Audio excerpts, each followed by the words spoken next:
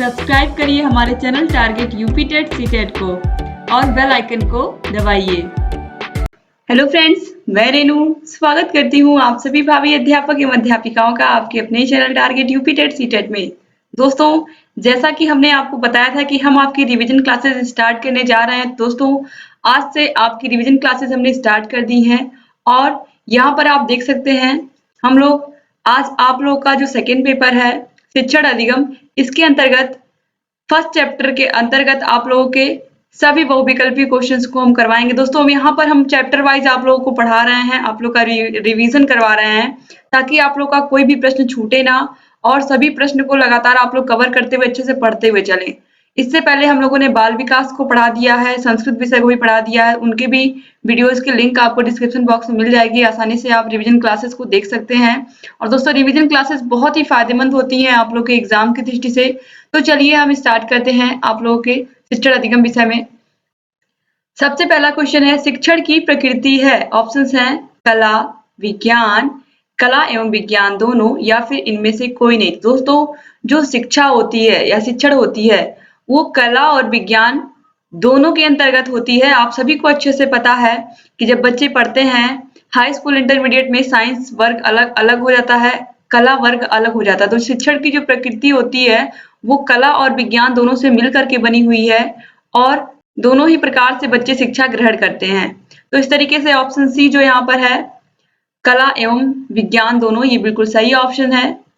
इसके बाद है क्वेश्चन नंबर 2 है, शिक्षा को प्रभावित करने वाले कारक कौन कौन से हैं। ऑप्शंस हैं व्यक्तिगत भिन्नता, कक्षा का वातावरण, छात्रों का मनोशारीरिक स्तर, या फिर इनमें से सभी। तो दोस्तों, शिक्षा को प्रभावित करने वाले कारकों का मतलब है कि शिक्षा किस किस प्रकार से प्रभावित होती है। व्यक्तिगत भिन्नता का मतलब है कि कोई चैप्टर टीचर पढ़ा रहे हैं, वही चैप्टर एक बच्चे को बहुत ही आसानी से अच्छे से समझ में आ गया एक ही बार से समझाने पर, और वहीं दूसरा बच्चा है जिसको 2 बार 3 बार समझाने पर भी सही से नहीं समझ में आया। तो इससे क्या पता चलता है कि हर एक बच्चे की जो उसके सोचने समझने की जो क्षमता होती है हर एक बच्चे में अलग होती है। हर एक बच्चा एक दूसरे से अलग होता है, हर बच्चा अपने आप में यूनिक होता है। और कक्षा का वातावरण शिक्षा को प्रभावित करता है, ये भी बहुत ही महत्वपूर्ण है। अगर कक्षा में शरारती तत्व होते हैं तो कहीं ना कहीं टीचर भी डिस्टर्ब हो जाते हैं, वो सही से कंसंट्रेट नहीं कर पाते हैं जो वो पढ़ाते हैं। तो इस तरीके से यहाँ पर जितने भी पॉइंट दिए हुए हैं ये सब शिक्षा को प्रभावित करने वाले हैं। तो इसीलिए ऑप्शन डी जो है इनमें से सभी, ये बिल्कुल सही ऑप्शन होगा। इसके बाद क्वेश्चन नंबर 3 है, शिक्षा की प्रमुख क्रिया है। ऑप्शंस हैं प्रदर्शन, प्रस्तुतिकरण, क्रियान्वयन, या फिर ये सभी। दोस्तों, शिक्षण के अंतर्गत यानी कि टीचिंग जो टीचर पढ़ाते हैं इसके अंतर्गत प्रदर्शन विधि होती है जिसमें आप लोग के साइंस सब्जेक्ट में प्रोजेक्ट बनवाए जाते हैं, उनकी प्रदर्शनी लगाई जाती है। इसके अलावा प्रस्तुतिकरण, प्रेजेंटेशन भी हम इसी को कहते हैं। और क्रियान्वयन, कोई भी प्रोजेक्ट मिलता है तो उसको आप लोग करते हो, तो कहीं ना कहीं ये सभी चीजें आ जाती हैं। ऑप्शन ए बी सी तीनों ही सही है, तो इसीलिए यहाँ पर ऑप्शन डी जो है ये सभी बिल्कुल सही ऑप्शन है। क्वेश्चन नंबर 4 है, संप्रेषण के घटक हैं। ऑप्शंस हैं ए 4, बी 5, सी 3, या फिर डी 6। दोस्तों, संप्रेषण के घटक के अंतर्गत एक होते हैं जो संप्रेषण करता होते हैं, यानी कि जो संप्रेषण करते हैं, जो अपनी बातों को अपनी विचारों को रखते हैं, और दूसरे होते हैं ग्राही जो उनकी सूचनाओं को ध्यान से सुनते हैं, और तीसरा होता है सूचना, यानी कि इसमें संप्रेषणकर्ता जो होते हैं वो ग्राही को संप्रेषण पहुंचाते हैं, लेकिन बीच में माध्यम क्या होता है, सूचना। तो इस तरीके से संप्रेषणकर्ता, ग्राही और सूचना, ये तीनों ही संप्रेषण के घटक होते हैं। ये तीनों ही महत्वपूर्ण घटक हैं संप्रेषण के, इसीलिए ऑप्शन सी जो है वो बिल्कुल सही है। जो संप्रेषण होता है, अगर इसको हम सरल भाषा में बताएं तो संप्रेषण के घटक का मतलब है, जैसे एक कक्षा में क्या होते हैं, टीचर होते हैं, बच्चे होते हैं। तो टीचर और बच्चे किस माध्यम से जुड़े होते हैं, सबसे महत्वपूर्ण चीज तो पहले ये आप लोग समझ लीजिए। तो जो टीचर होते हैं वो वक्ता होते हैं, या फिर ये कह सकते हैं प्रेषक होते हैं। जो चैप्टर को पढ़ाते हैं तो चैप्टर की जो इम्पोर्टेंट चीजें होती हैं वो हम तक बताते हैं, तो वो हमें बताते हैं। तो सुनता कौन है, सुनते बच्चे हैं, स्टूडेंट हैं। तो स्टूडेंट क्या हो गए, ग्राही हो गए, प्रापक हो गए, यानी कि वो जो टीचर बता रहे हैं उसको ग्रहण कर रहे हैं। और क्या ग्रहण कर रहे हैं, पाठ्य वस्तु जो चैप्टर टीचर पढ़ा रहे हैं। तो इस तरीके से जो संप्रेषण के घटक में आते हैं वो चीजें होती हैं, एक टीचर यानी कि अध्यापक, एक स्टूडेंट और बीच में जो उनका माध्यम है वो क्या है, उनके संप्रेषण का जो माध्यम है वो है पाठ्य वस्तु, जो चैप्टर टीचर पढ़ा रहे हैं, जिनसे संप्रेषक और ग्राही टीचर और अध्यापक जुड़े हुए हैं वो है चैप्टर। यानी कि अगर आपको चैप्टर ना पढ़ना होता, अगर आपको विषय ना पढ़ने होते तो आपके अध्यापक की क्या आवश्यकता होती। तो इसीलिए जो पाठ्य वस्तु है, जो चैप्टर है वो भी उतना ही महत्वपूर्ण है। तो इसीलिए दोस्तों संप्रेषण के घटकों में प्रेषक, ग्राही और पाठ्य वस्तु, यही तीनों चीजें आती हैं। तो उम्मीद करती हूँ आपको अच्छे से समझ में आ गया होगा। और संप्रेषण का मतलब आप सब अच्छे से जानते हैं कि अपने विचारों, भावों को दूसरे के सामने प्रकट करना और जो भी पाठ्य वस्तु है उसे दूसरे को अच्छे से समझा देना। तो ये हो गया संप्रेषण। तो संप्रेषण के घटक होते हैं 3। तो ऑप्शन सी बिल्कुल सही हो गया है। क्वेश्चन नंबर 5 है, संप्रेषण का कार्य है। ऑप्शंस हैं ज्ञानेंद्रियों को क्रियाशील करना, कर्मेंद्रियों को क्रियाशील करना, अनुभूति करना या फिर इनमें से सभी। अभी मैंने आपको बताया संप्रेषण का मतलब क्या होता है। संप्रेषण का मतलब होता है परस्पर विचारों और भावनाओं का आदान प्रदान करना। जैसे कक्षा में टीचर पढ़ा रहे हैं तो इसका ये मतलब नहीं कि केवल टीचर ही बोलते जाएंगे और बच्चे चुपचाप सुनते जाएंगे, ऐसा बिल्कुल नहीं है। टीचर जो कुछ भी कहेंगे बच्चे उसको ध्यान से सुनेंगे। सुनेंगे तो इंद्रियों की जरूरत होगी, इंद्रियों के लिए कान, कान से सुनेंगे बच्चे। फिर अगर टीचर कोई एक्टिविटी करने को क्लास में कहते हैं, बच्चों को खड़े होकर के कोई कविता अगर सुनाते हैं तो उस पर वो एक्टिविटी करने को कहते हैं। तो इस तरीके से कर्मेंद्रियां भी उनकी क्रियाशील होती है, यानी कि हाथ पैर भी हिलने लगते हैं। और अनुभूति करना, अनुभूति करने का मतलब है अगर कोई कविता सुना रहे हैं टीचर तो बच्चे क्या उसको अनुभूति करते हैं, उसकी फीलिंग को समझते हैं, उस कविता की कविता क्या कहना चाह रही है, बच्चे खुश होते हैं अगर वो कोई बहुत अच्छी कविता है। तो इस तरीके से बच्चे अनुभव भी करते हैं। तो इसीलिए यहाँ पर जो राइट आंसर होगा वो होगा ऑप्शन डी, इनमें से सभी।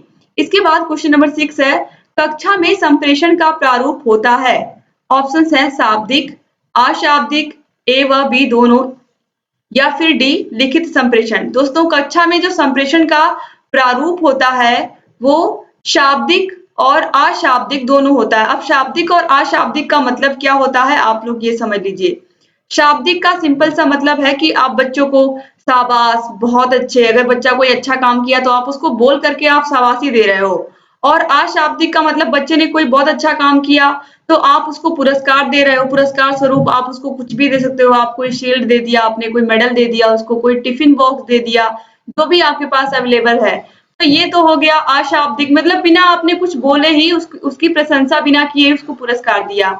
इसके अलावा आप अगर दंड दे रहे हो बच्चे को, उसने कोई गलती की है, दंड दे रहे हो बिना कुछ बोले ही, तो ये भी अशाब्दिक के अंतर्गत आएगा। जिसमें आप बोल रहे हो वो शाब्दिक हो गया, जिसमें आप नहीं बोल रहे हो वो अशाब्दिक हो गया। तो इस तरीके से जो कक्षा में संप्रेषण का प्रारूप होता है वो ए व बी, शाब्दिक और अशाब्दिक दोनों होता है। तो ऑप्शन सी बिल्कुल सही है।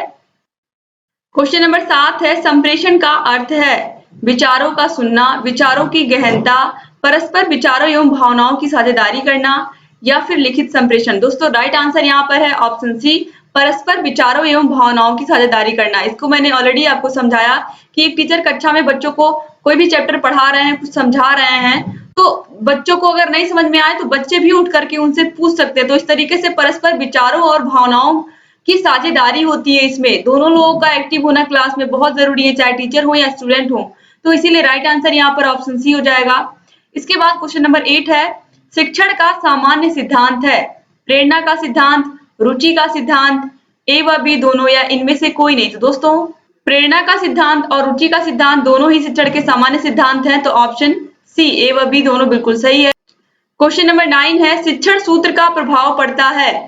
ऑप्शंस हैं शिक्षण पर, शिक्षक पर, शिक्षार्थी पर या फिर पाठ्यक्रम पर। दोस्तों जो शिक्षण सूत्र होते हैं वो किस लिए बनाए गए हैं? वो बनाए गए हैं ताकि जो शिक्षण कार्य कर रहे हैं टीचर वो इजी हो जाए। जब वो इजी होगा तो बच्चे उसको आसानी से समझेंगे। तो यहाँ पर आप ये समझिए कि जो शिक्षण सूत्र बनाए गए हैं ये शिक्षण को आसान बनाने के लिए, पढ़ाने का जो तरीका है टीचर के उसको आसान बनाने के लिए बनाए गए हैं, ताकि जब टीचर आसानी से चीजों को बहुत ही अच्छे से समझाएंगे, सरलता के साथ समझाएंगे, तो बच्चे उसको आसानी से ग्रहण कर लेंगे। तो जो शिक्षण सूत्र होते हैं इसका प्रभाव पड़ता है शिक्षण पर, टीचिंग मेथड पर, जो टीचर पढ़ाते हैं उस पर असर पड़ता है और उसी का असर होता है कि बच्चे आसानी से उसको समझ जाते हैं। तो इसीलिए यहाँ पर राइट आंसर होगा ऑप्शन ए, शिक्षण पर। इसके बाद क्वेश्चन नंबर 10 है, पूर्ण से अंश की ओर शिक्षण सूत्र आधारित है। ऑप्शंस हैं जीव मनोविज्ञान पर, गेस्टाल्ट मनोविज्ञान पर, प्राणी विज्ञान पर या फिर बाल मनोविज्ञान पर। दोस्तों, पूर्ण से अंश की ओर गेस्टाल्ट मनोविज्ञान पर आधारित है और गेस्टाल्ट मनोविज्ञान के अंतर्गत कोहलर, कोफा, वर्दीमर आते हैं और कोहलर ने, आप सभी को पता है कि उन्होंने एक चिंपैंजी पर प्रयोग किया था जिसका नाम था सुल्तान, और उन्होंने ही पूर्ण से अंश की ओर ये शिक्षण सूत्र दिया है। तो राइट आंसर हो गया ऑप्शन बी, गेस्टाल्ट मनोविज्ञान। दोस्तों, पूर्ण से अंश की ओर अगर मैं बात करूं तो पूर्ण से अंश की ओर शिक्षण सूत्र यही होता है कि पहले किसी वस्तु के हम पूरी वस्तु को देख लें, उसके बाद उसके एक एक पार्ट का अध्ययन करें। जैसे कि एक वृक्ष है, एक पेड़ है, एक पेड़ को पहले आपको दिखा दिया जाए, फिर उस पेड़ में आपको ये बताया जाए कि इसमें जड़ें कहाँ हैं, इसमें पत्ते कहाँ हैं, इसमें टहनियाँ कहाँ हैं, तो बच्चे आसानी से समझ जाएंगे। जैसे एक बॉडी का अगर बच्चों को अगर आपको शरीर के अंगों के नाम बताने हैं बच्चों को, तो सबसे पहले आप उसको पूरी एक बॉडी दिखा दीजिए बच्चे की। उस पूरी बॉडी में अब आप बच्चे को बताओगे कि हाथ कहाँ है, पैर कहाँ है, आंखें कहाँ है, कान कहाँ है, तो बच्चा इजिली समझ जाएगा। तो यही है पूर्ण से अंश की ओर, पहले पूरी आकृति दिखा दी जाए, फिर उसके एक एक पार्ट का अध्ययन कराया जाए। इसके बाद क्वेश्चन नंबर 11 है, बाल मनोविज्ञान के व्यवहार का वैज्ञानिक अध्ययन किया जाता है। ऑप्शंस है बाल मनोविज्ञान में, शिक्षक मनोविज्ञान में, किशोर मनोविज्ञान में या फिर उपयुक्त में से कोई नहीं। दोस्तों, बाल मनोविज्ञान के व्यवहार का वैज्ञानिक अध्ययन बाल मनोविज्ञान में किया जाता है और बाल मनोविज्ञान के अंतर्गत शैशवावस्था, बाल्यावस्था और किशोरावस्था तीनों अवस्थाओं का अध्ययन किया जाता है। तो इसलिए राइट आंसर हो जाएगा ऑप्शन ए। क्वेश्चन नंबर 12 है, संप्रेषण एक प्रक्रिया है, गत्यात्मक, बौद्धिक, मनोवैज्ञानिक या भावात्मक। दोस्तों, जो संप्रेषण है वो एक गत्यात्मक क्रिया है। गत्यात्मक मतलब इसमें गति बनी रहती है। जैसे टीचर पढ़ाते हैं किसी भी चैप्टर को तो बच्चे इसमें एक्टिव रहते हैं। मतलब एक्टिव रहने का मतलब है कि बच्चे भी उस एक्टिविटी एक तरीके से उसमें भाग लेते हैं और बच्चों को भी जो चीजें नहीं समझ में आती हैं वो टीचर से पूछते हैं। तो इस तरीके से कक्षा में एक गतिशील वातावरण बना रहता है कि बच्चे भी गतिशील रहते हैं, टीचर भी गतिशील रहते हैं। कोई भी क्वेश्चन बच्चा पूछेगा तो हाँ हमको बताना है, और बच्चों को भी ये है जो हमको नहीं समझ में आएगा तुरंत हमको टीचर से पूछना है। तो इस तरीके से एक गति का माहौल रहता है कक्षा में। तो इसीलिए संप्रेषण की जो प्रक्रिया है वो गत्यात्मक होती है। ऑप्शन ए बिल्कुल सही है। क्वेश्चन नंबर 13 है, शिक्षण प्रक्रिया बालकों के व्यवहार में परिवर्तन लाने हेतु निर्मित व प्रदर्शित की गई है। ऑप्शंस हैं क्लार्क, रायबर्न, बीओ स्मिथ या फिर ब्रूनर। इसका जो राइट आंसर है वो है ऑप्शन ए, क्लार्क। ठीक है, यानी कि जो शिक्षण प्रक्रिया होती है वो बालकों के व्यवहार में परिवर्तन लाने हेतु निर्मित व प्रदर्शित की गई है, ये क्लार्क का कथन है। तो इस तरीके से इसके बाद क्वेश्चन नंबर 14 है, शिक्षण पुनर्वलन की आकस्मिकताओं का क्रम है, यह कथन है। दोस्तों, ये कथन बहुत ही इंपॉर्टेंट है, 2016 में ये क्वेश्चन पूछा गया है और आप देख सकते हैं इसके ऑप्शंस पहले मैं पढ़ देती हूँ। क्लार्क का, केपी पांडे का, बीएफ स्किनर का या फिर एनएल गेज का।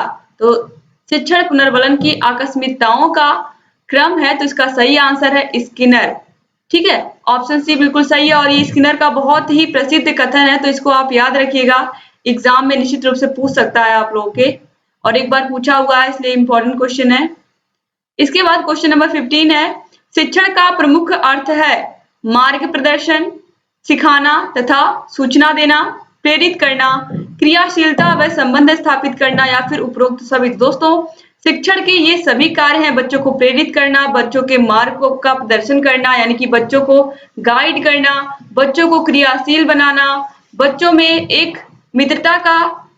एक मित्रता का संबंध बनाना ताकि बच्चे आपसे कोई भी समस्या को आसानी से अपने बता सके। तो इस तरीके से राइट आंसर हो जाएगा ऑप्शन डी, उपरोक्त सभी। क्वेश्चन नंबर 16 है, छात्र की शिक्षा सर्वदा स्थूल वस्तुओं तथा तथ्यों से होनी चाहिए, शब्दों, परिभाषाओं तथा नियमों से नहीं।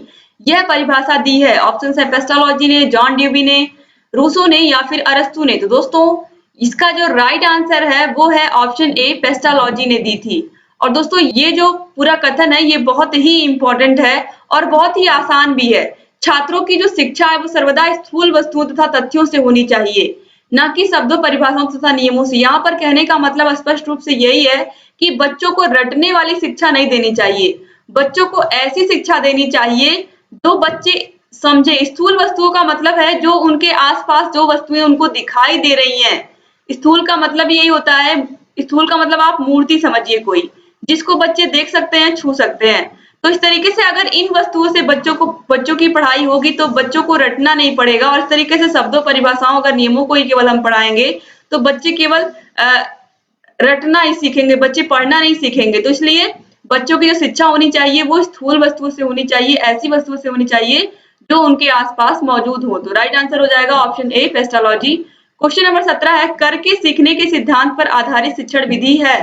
ऑप्शन है किंडरगार्टन, मॉन्टेसरी पद्धति, डाल्टन पद्धति या फिर उपरोक्त सभी। दोस्तों राइट आंसर यहाँ पर होगा ऑप्शन डी, उपरोक्त सभी। किंडरगार्टन प्रणाली के जनक फ्रॉबेल हैं, मॉन्टेसरी पद्धति की जनक मारिया मॉन्टेसरी हैं, डाल्टन पद्धति के जनक कुमारी हेलेन फारक्रेस्ट हैं। तो इस तरीके से इनका नाम भी याद रखिएगा, एग्जाम में कभी भी पूछ लेता है। तो राइट आंसर हो जाएगा उपरोक्त सभी। क्वेश्चन नंबर 18 है, शिक्षण का मूलभूत सिद्धांत है। ऑप्शंस हैं क्रियाशीलता का सिद्धांत, अन्वेषण का सिद्धांत, आगमन विधि का सिद्धांत या फिर उपरोक्त सभी। दोस्तों शिक्षण का जो मूलभूत सिद्धांत है वो है क्रियाशीलता का सिद्धांत, यानी कि सबसे पहले बच्चों का क्रियाशील होना बहुत जरूरी है। वो बिल्कुल तत्पर रहे जब क्लास में पढ़ने के लिए, तभी उस पढ़ाई का कोई महत्व निकलेगा। तो राइट आंसर हो जाएगा ऑप्शन ए। इसके बाद क्वेश्चन नंबर 19 है, शिक्षण का सर्वाधिक महत्वपूर्ण उद्देश्य है। बालक का स्वास्थ्य ठीक रखना, उपयोगी ज्ञान प्रदान कर सर्वांगीण विकास करना। ऑप्शन सी है पर्यावरण की शिक्षा देना और ऑप्शन डी है जनसंख्या शिक्षा देना। तो दोस्तों बालक को उपयोगी ज्ञान प्रदान कर सर्वांगीण विकास करना, उसका शारीरिक, मानसिक, भावात्मक हर प्रकार से उसका विकास करना और उसको उपयोगी ज्ञान देना, सबसे ज्यादा शिक्षण का यही उद्देश्य होता है। तो ऑप्शन बी जो है वो बिल्कुल सही है। क्वेश्चन नंबर 20 है, व्यक्तिगत संप्रेषण का उद्देश्य है। ऑप्शंस हैं छात्रों में व्यक्तिगत भिन्नताएं होती हैं, बालकों की विशिष्ट योग्यताओं और व्यक्तित्व का विकास होता है, साधारण बालकों के लिए व्यक्तिगत शिक्षण आवश्यक है या उपरोक्त सभी। तो दोस्तों इसका जो राइट आंसर है वो है ऑप्शन डी, उपरोक्त सभी। क्योंकि व्यक्तिगत संप्रेषण जो होता है इसमें बच्चों को बहुत ही अच्छे से टीचर समझा ले जाते हैं और इस तरीके से उनका भी सर्वांगीण विकास होता है। अब इसके बाद दोस्तों क्वेश्चन नंबर 21 है, संप्रेषण के लिए कक्षा का वातावरण होना चाहिए सौहार्दपूर्ण, नीरस, अनुशासनात्मक या फिर प्रकाशपूर्ण। तो सौहार्दपूर्ण होना बहुत जरूरी है। कक्षा का जो वातावरण है यानी कि सभी बच्चे एक दूसरे से घुल मिल करके रहते हैं, सभी बच्चे बिल्कुल टीचर जो पढ़ाने वाले हैं उसके लिए उत्साहित रहते हैं। तो सौहार्दपूर्ण बहुत जरूरी है कक्षा का वातावरण। ऑप्शन ए जो है वो बिल्कुल सही है। क्वेश्चन नंबर 22 है, शिक्षण प्रक्रिया में समाहित प्रक्रिया होती है। ऑप्शंस हैं 2, 3, 4 या फिर 5। दोस्तों ऑप्शन बी जो है 3, ये बिल्कुल सही है। शिक्षण प्रक्रिया में समाहित प्रक्रिया आप सभी को अच्छे से पता है। शिक्षण कार्य में टीचर होते हैं, बच्चे होते हैं और पाठ्यक्रम होता है, ये तीनों चीजें होती हैं, समाहित होती हैं। तो ऑप्शन बी बिल्कुल सही है। क्वेश्चन नंबर 23 है, शिक्षण अधिगम हेतु दिया गया उद्दीपन, मार्गदर्शन, दिशा बोध और प्रोत्साहन है। यह कथन है। ऑप्शंस हैं बर्टन का, रायबर्न का, एंडरसन का या फिर रेमंड का। तो दोस्तों ये क्वेश्चन मैं आप लोगों के ऊपर छोड़ती हूँ, इसका आंसर मैं कमेंट बॉक्स में दूंगी, लेकिन सबसे पहले आप लोगों को अधिक से अधिक लोगों को इसका राइट आंसर आप लोगों को कमेंट बॉक्स में कमेंट करके बताना है। और बाकी जितने क्वेश्चन है मैं सबका आंसर बताऊंगी, इसका आंसर आप लोगों को कमेंट बॉक्स में कमेंट करके मुझे बताना है और फिर आप सभी को इसका आंसर मिलेगा। लेकिन सबसे पहले आप लोगों को इसको करना है, क्योंकि जितने भी क्वेश्चन है इसमें मैं सब आपको करा दे रही हूँ और ये एक क्वेश्चन आप लोग इसका करेक्ट आंसर देंगे और देखते हैं हम कितने बच्चे इसका सही आंसर देते हैं। तो आप लोग रेडी हो ना बताने के लिए? आप लोग तुरंत इसका आंसर जल्दी से कमेंट बॉक्स में कमेंट कर दीजिए। तो अब दोस्तों इसके ऑप्शंस मैंने पढ़ दिए हैं, बर्टन, रायबर्न, एंडरसन और रेमंड, इनमें से कौन सही है और ये किसका कथन है, आप लोग कमेंट बॉक्स में कमेंट करके बताइएगा। अब दोस्तों इसके बाद देखिए क्वेश्चन नंबर 24, शिक्षण करते समय ध्यान रखना चाहिए पाठ्य पुस्तकों का, समयावधि का, बच्चों की रुचि व मानसिक स्तर का या फिर परीक्षा का। एक शिक्षक को शिक्षण करते समय यानी कि पढ़ाते समय सबसे अधिक ध्यान देना चाहिए किस चीज पर? सबसे अधिक ध्यान देना चाहिए कि बच्चों की रुचि किस चीज में है। आप पढ़ा कोई और विषय रहे हो, बच्चे की रुचि किसी और विषय में है, बच्चा आपके विषय में इंटरेस्ट ही नहीं ले रहा है और जो आप पढ़ा रहे हो बच्चे के सर से ऊपर चला जा रहा है, तो इस तरीके के शिक्षण का कोई महत्व नहीं है। एक टीचर को सबसे पहले अपने क्लास में बच्चों की रुचियों को समझना होता है। अगर बच्चा रुचि नहीं ले रहा है आपके सब्जेक्ट में, तो कैसे वो रुचि ले, ये आपके सोचने का विषय। आप अपने पढ़ाई के तरीके को चेंज करिए किसी भी तरीके से, लेकिन अब ये आपके ऊपर है कि कैसे आप बच्चे को तैयार कर रहे हैं सही से पढ़ने के लिए और सही से वो आपके सब्जेक्ट को किस तरीके से समझे, ये आपके ऊपर डिपेंड करता है। और बच्चे का मानसिक स्तर कैसा है, ये देख करके आपको अपने टीचिंग स्किल्स के आधार पर, अपने जो शिक्षण सूत्र हैं उनके आधार पर आपको बच्चे को समझाना है। तो इस तरीके से जो ऑप्शन सी है, बच्चों की रुचि व मानसिक स्तर का ध्यान रखना होता है, ये बिल्कुल सही है। इसके बाद है क्वेश्चन नंबर 25, संप्रेषण की प्रक्रिया होती है एक पक्षीय, द्विपक्षीय, एक पक्षीय व द्विपक्षीय दोनों, या फिर उपयुक्त में से कोई एक। दोस्तों, जो संप्रेषण की प्रक्रिया होती है वो एक पक्षीय व दो पक्षीय दोनों होती है, तो ऑप्शन सी बिल्कुल सही है। एक पक्षीय में एक ही व्यक्ति बोलता है, बाकी सब लोग सुनते हैं, और द्विपक्षीय में दोनों व्यक्ति अपने विचारों का आदान प्रदान करते हैं। तो ऑप्शन सी जो है वो बिल्कुल सही है। क्वेश्चन नंबर 26 है, शिक्षण का सामान्य सिद्धांत नहीं है क्रियाशीलता का सिद्धांत, रुचि का सिद्धांत, नियोजन का सिद्धांत, या फिर परिणाम का सिद्धांत। दोस्तों, ऑप्शन ए, बी, सी ये तीनों ही शिक्षण के सामान्य सिद्धांत हैं, जबकि परिणाम का सिद्धांत ये शिक्षण का सिद्धांत के अंतर्गत नहीं आता है, तो ऑप्शन डी बिल्कुल सही है। क्वेश्चन नंबर 27 है, निम्नलिखित में से उपयुक्त शिक्षण सूत्र है अज्ञात से ज्ञात की ओर, सूक्ष्म से स्थूल की ओर, मूर्त से अमूर्त की ओर, या फिर अंश से पूर्ण की ओर। तो दोस्तों, यहाँ पर जो शिक्षण सूत्र है वो है ज्ञात से अज्ञात की ओर इसको होना चाहिए था, इसे स्थूल से सूक्ष्म की ओर होना चाहिए था, जबकि ऑप्शन डी जो है इसे पूर्ण से अंश की ओर होना चाहिए था। तो ये सभी जो है ये एक तरीके से अगर इनको कहें तो हम उल्टा दिए हुए हैं, लेकिन यहाँ पर जो ऑप्शन सी है मूर्त से अमूर्त की ओर, ये बिल्कुल सही दिया हुआ है, तो ये बिल्कुल उपयुक्त सूत्र है। इसका मतलब भी आप सभी को पता है कि बच्चों को सबसे पहले जो उनके आसपास चीजें हैं उनके बारे में बताएं, जो उनको दिखाई दे रही हैं उनके बारे में बताएं, इसके बाद जो चीजें वहां पर नहीं मौजूद हैं उनके विषय में हम बच्चों को बताएं। तो ऑप्शन सी बिल्कुल सही हो गया। क्वेश्चन नंबर 28 है, तर्कात्मक क्रम से शिक्षण से अस्थायी एवं ठोस होता है। तर्कात्मक क्रम से शिक्षण करने से अस्थायी एवं ठोस होता है क्या चीज? ऑप्शन ए है स्मृति, ऑप्शन बी है शिक्षण, ऑप्शन सी है अधिगम, या फिर व्याख्यान। तो दोस्तों, तर्कात्मक क्रम से अगर शिक्षण किया जाता है तो ठोस एवं अस्थायी होता है। तो इस तरीके से बच्चा क्या होता है, बच्चा बहुत जल्दी सीख लेता है और सीखी हुई चीज को भूलता नहीं है, वो बिल्कुल अस्थायी हो जाती है उसके दिमाग में।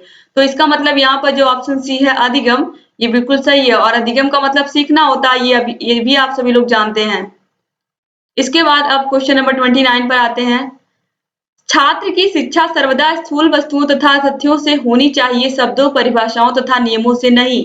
यह परिभाषा है। दोस्तों, ये परिभाषा ऑलरेडी आप लोगों ने देख ली है और इसका आंसर भी मैंने इसी वीडियो में आपको बता दिया है। तो राइट आंसर होगा ऑप्शन सी, पेस्टोलॉजी की परिभाषा है। इसको मैंने एक्सप्लेन भी किया है इसी वीडियो में। इसके बाद क्वेश्चन नंबर 30 है, शिक्षण सूत्र पथ प्रदर्शन करते हैं जिनमें सिद्धांत से व्यवहार में सहायता के लिए अपेक्षा की जाती है। यह कथन है, ऑप्शन है रूसो का, रेमंड का, हर्बर्ट मुली का, या फिर आर के शर्मा। दोस्तों, राइट आंसर है ऑप्शन बी, रेमंड का। ये कथन किसका है? रेमंड। इसके बाद दोस्तों क्वेश्चन नंबर 31 है, शिक्षण का सूत्र नहीं है। ऑप्शन है ज्ञात से अज्ञात की ओर, पूर्ण से अंश की ओर, स्थूल से सूक्ष्म की ओर, या फिर प्रेरणा का सिद्धांत। दोस्तों, शिक्षण का सूत्र इसमें से जो नहीं है वो है ऑप्शन डी, प्रेरणा का सिद्धांत। ये शिक्षण का सिद्धांत है, ठीक है। तो यहाँ पर ये ऑप्शन डी नहीं है, बाकी और सभी हैं। इसके बाद क्वेश्चन नंबर 32 है, शिक्षण को पूर्व ज्ञान पर ही नए ज्ञान को आधारित करना चाहिए। यह कथन किस शिक्षण सूत्र की ओर संकेत करता है? ऑप्शन है ज्ञात से अज्ञात की ओर, पूर्ण से अंश की ओर, स्थूल से सूक्ष्म की ओर, या फिर सरल से कठिन की ओर। तो दोस्तों, यहाँ पर जो राइट आंसर है वो है ऑप्शन ए, ज्ञात से अज्ञात की ओर के लिए ये कथन कहा गया है। यानी कि बच्चे को जो चीजें पहले से पता है उनके बारे में आप बच्चों को बताएं, फिर उसी के आधार पर उनको नया ज्ञान दें। दोस्तों, अगर अभी तक आपने मेरा वो वीडियो नहीं देखा जिसके अंतर्गत मैंने पूरा शिक्षण एक ही वीडियो में कंप्लीट कर दिया है, तो वो वीडियो आप लोग जरूर देखिएगा दोस्तों, क्योंकि वो बहुत ही इंपॉर्टेंट वीडियो। अगर एक बार आप उस वीडियो को देख लेंगे तो पूरा आपका जो शिक्षण विषय है वो पूरा एकदम आप दोहरा लेंगे। बिल्कुल ऐसा लगेगा कि आपने पूरे सभी चैप्टर का रिवीजन कर लिया है। तो वो वीडियो बहुत ही महत्वपूर्ण है और बहुत सारे प्रशिक्षुओं ने उसको बहुत पसंद किया है, बहुत अच्छे से प्यारे प्यारे कमेंट भी किए हैं मुझे, और मुझे बहुत अच्छा लगा दोस्तों। इसीलिए मैं आप लोगों को बता दे रही हूँ, अगर आप में से बहुत सारे प्रशिक्षुओं ने उसको नहीं देखा है तो आप लोग उस वीडियो को जरूर देखिए, क्योंकि वो वीडियो आप लोगों के बहुत काम आने वाला है और आप लोगों ने उसे बहुत ज्यादा सराहा है दोस्तों, इसके लिए आप सभी का बहुत-बहुत धन्यवाद। और अगर आप में से किसी ने भी उस वीडियो को नहीं देखा तो प्लीज़ आप लोग जल्दी से उसको देख लीजिए, उसका लिंक आपको डिस्क्रिप्शन बॉक्स में मिल जाएगा। और बहुत ही महत्वपूर्ण वीडियो है, आपको हर एक पॉइंट बिल्कुल शिक्षण विषय आपका बिल्कुल शिक्षण अधिगम बिल्कुल क्लियर हो जाएगा उसको पढ़ने के बाद। तो दोस्तों अब चलिए आगे देखते हैं क्वेश्चन नंबर 33। पाठ के प्रमुख तथ्यों को बार-बार दोहराना किस शिक्षण सिद्धांत के अंतर्गत आता है? ऑप्शंस हैं प्रेरणा का सिद्धांत, नियोजन का सिद्धांत, चयन का सिद्धांत या फिर आवृत्ति का सिद्धांत। दोस्तों आवृत्ति का मतलब होता है दोहराना, बार-बार वही चीज वापस करना। आवृत्ति का मतलब यही होता है। तो यहाँ पर बार-बार दोहराने का मतलब है कि बच्चों को उस चीज को बिल्कुल अच्छे से याद करवा देना, अच्छे से समझा देना। तो ये आता है आवृत्ति के सिद्धांत के अंतर्गत। ऑप्शन डी बिल्कुल सही है। क्वेश्चन नंबर 34 है शिक्षण अधिगम सिद्धांत नहीं है क्रियाशीलता का सिद्धांत, प्रेरणा का सिद्धांत, रुचि का सिद्धांत या फिर प्रयोगात्मक कार्य प्रविधि।